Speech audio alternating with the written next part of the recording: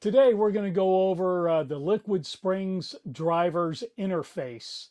Basically, it's the control panel, how it works, some of the parameters, and the operating features of it. So what I'm going to do, I'm going to relocate the camera, give you a better view and angle, and we'll get right into it.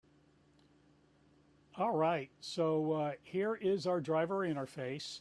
Now the engine is running. And if you can see, there are 4 yellow lights on the control, the driver interface control. If you move the steering wheel 20 degrees in either direction, the lights are going to go off. But when you have it centered, you'll have 4 lights on there. Now you have on your left-hand side, you have your ride comfort modes. Now they can be adjusted when you're traveling. Miles per hour does not come into play. So if you want to adjust on the ride comfort as far as the sport, normal, or comfort, that can be done on the fly at any speed. The settings to your right are your height settings, and they can only be adjusted from 10 miles an hour and below. Once you hit 15 miles an hour, the system automatically defaults to your normal ride height settings. So we'll kind of go over a little deeper in that. Now when I say 20 degrees on the steering wheel, the ECM and the power module for the LiquidSprings, it senses steering angle at the steering gear itself. So it may be 20 degrees on the wheel up in the driver's compartment, but it's not. It's a lot less at the steering gear itself. So it's very sensitive to your steering input. So right now I normally drive in sport mode, which for me, sport or normal seems to be the best setting, for the way I drive. Sport is, say, for instance, if there's like heavy crosswinds or a lot of passing semis, or you're going into real tight freeway on or off ramps, the stability is phenomenal. Normal mode, it's right obviously in between comfort and sport. It's a little less, let's say, aggressive than sport, and then your comfort mode is a little more lethargic. It's a little slower to react. So if you're just driving down the interstate, no heavy crosswinds or anything like that, you could set that in that comfort mode. But I normally like to travel either in sport or normal.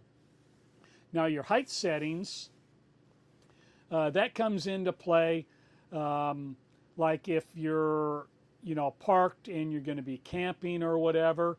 So when I store the coach, what I'll do, I'll press the button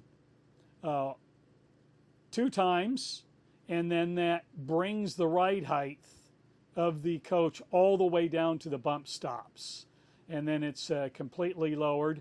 And even when we're camping, I'll do that, because then the steps, when the steps come out, the lower tread step is only about 4 inches from the ground, which is pretty cool. So then we have what we'll do here. We'll go ahead and raise the coach right now. We'll do it once, and what that will do is it will bring it to the normal ride height. And you can kind of hear right now it's kind of cold out, so you're kind of hearing the little bit of the creaking. And we'll go up and set the camera outside so you can kind of see the coach raising and lowering. And you can see when the light is blinking, that means it's going to your next setting, either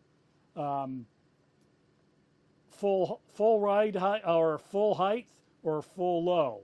Now there are technically 5 settings. There's your normal, there's your medium low, and low. And full low is on the bump stops. Medium low is just off the bump stops. Normal is your regular normal ride height. And then you have your medium high and your full high. Now, from the specs, from your normal ride height, it's going to be 3.5 inches up to the full height, and then 3.5 inches down to the full low. So that's a total of 7 total inches. So we'll go to the next one. That will be your medium, and you can see your solid light. That's your next step. When the normal light is blinking, that means it is raising. So as you can see, it's blinking now, and then it will stop once it gets to that height setting. And then we'll go one more, and you can hear the coach creak. Normally, when everything's warmed up, you're not gonna hear that. So what I'll do is I'm going to do it twice, and now that is going to bring it down to the medium low. If I would do it 3 times from the very high setting, it would drop it down to your full bump stops. So that is on medium low, and that you can see that's a pretty quick reaction time.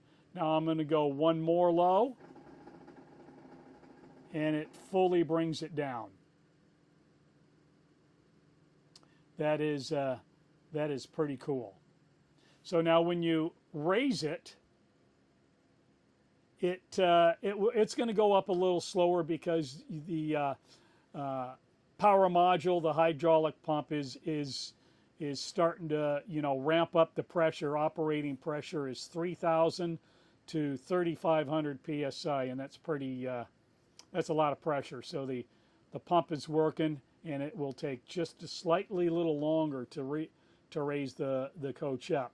So what I'm going to do, I'm going to kind of focus out here on my garage door, and you'll kind of see the coach raise. So what we'll do, we'll go to medium high, and you can see the front end raising. Right now, you can kind of hear it.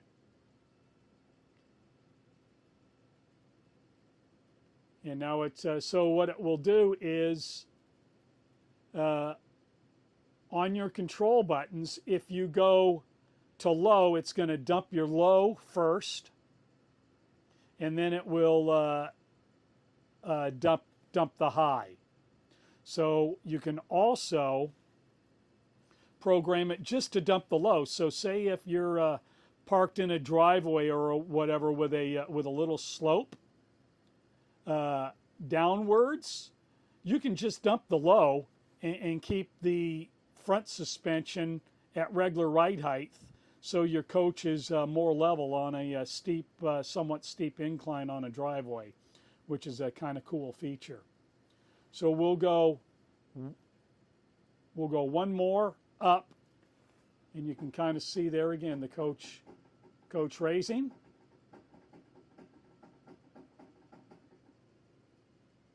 Now what we're going to do, I'm going to go all the way back down to the jounce bumpers, the bump stops, and you can see how fast the coach is going to low. Now the rear end is lowering first, and you can kind of see the front end kind of going up.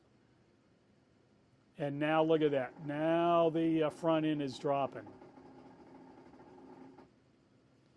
And now that's all the way down to the lowest setting, which would be on the bump stops or the jounce bumpers of your coach. So that's pretty cool. What we'll do now is kind of get set up, and I'll give you a visual with the camera set up outside, and do the different adjustments.